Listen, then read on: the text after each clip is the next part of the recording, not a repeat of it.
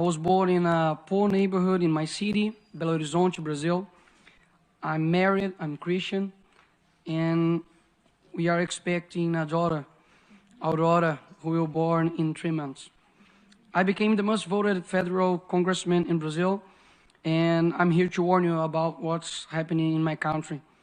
I apologize if I make any mistakes in my speech. I'm still learning English. The left returned to power in the presidencies of Brazil this year, but it has had the power of universities, media, and culture for decades. America is like a body, and its health is a tripod: patriotism, morality, and spirituality.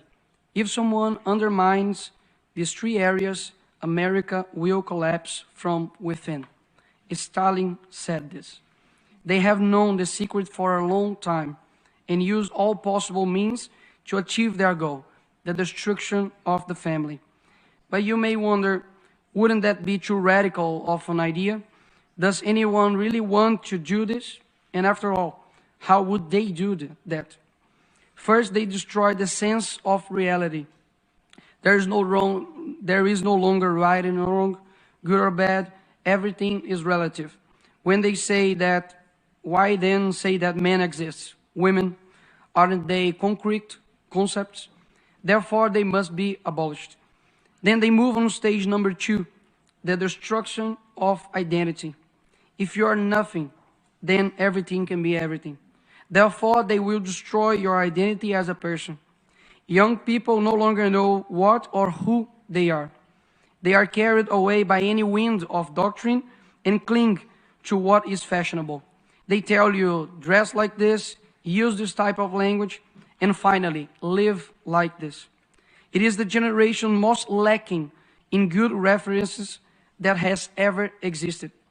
After all, the left replaced Jesus with a Black Lives Matter activist and exchanged the cross, which represents injustice, against an innocent person for symbols that represent nothing other than selfishness of activism itself.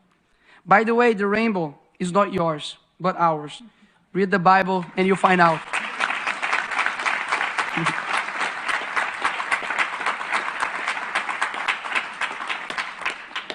Also, beauty no longer exists. The focus is on shocking, whether in fashion, music, films, and TV series. The important thing is to sell a culture that delivers everything you want, except meaning of life. Slaves to their own will. A generation that cannot handle pain, confrontation, much less being told what is wrong. Who exchange their parents' advices for teachers who never carried them in their arms? Who commit the strange of the youth to actions that only serve those who are dominating them?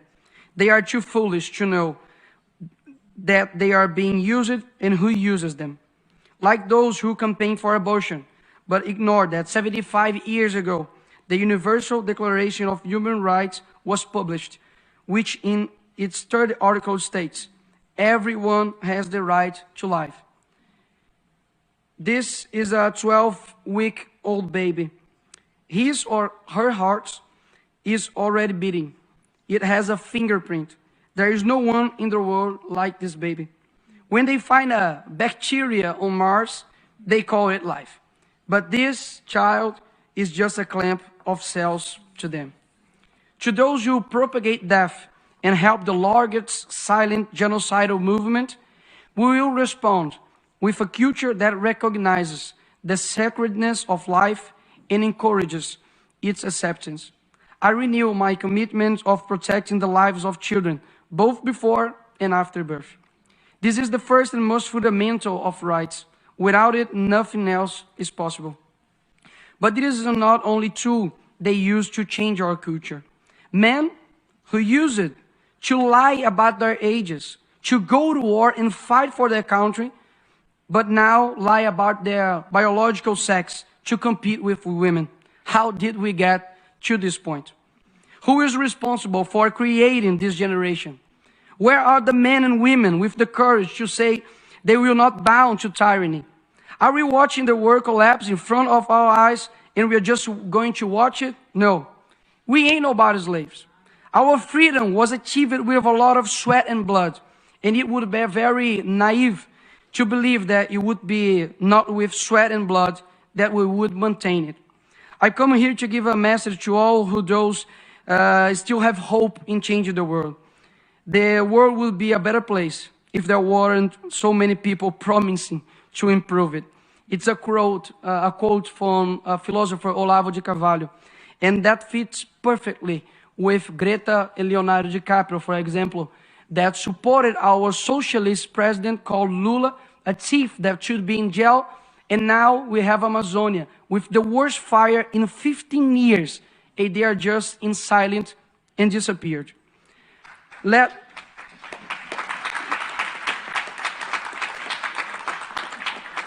us first be the change. I know that the situation looks terrible and the conservatives tend towards private life, his work and his family. But if we don't rise up for public life, our private life will be and is in danger. To do this, we need to raise educators who will dictate new directions for UNESCO, for example. Education that teaches and not doctrinates. New judges who will honor the magisterium and deliver justice. And not like some of Brazil's Supreme Court who have betrayed the Brazilian people and persecuted their political opponents. New teachers who will use the classroom to train students and not activists. New artists, musicians, directors who will influence culture towards something other than just sex and promiscuity. New people who will transform this world.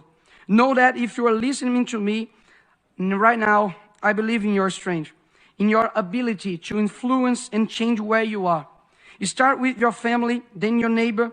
Bring light to your neighborhood, and we will live better than we are now. We never know the extent of our influence, where our voice will reach. But I hope I have reached your heart, because I'm speaking from it. Love is the only thing that transcends time and space. So I hope this speech resonates across generations. To complete, I always say a phrase in Brazil. The present is theirs, but the future is ours.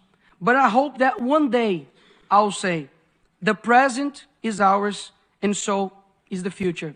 Thank you very much.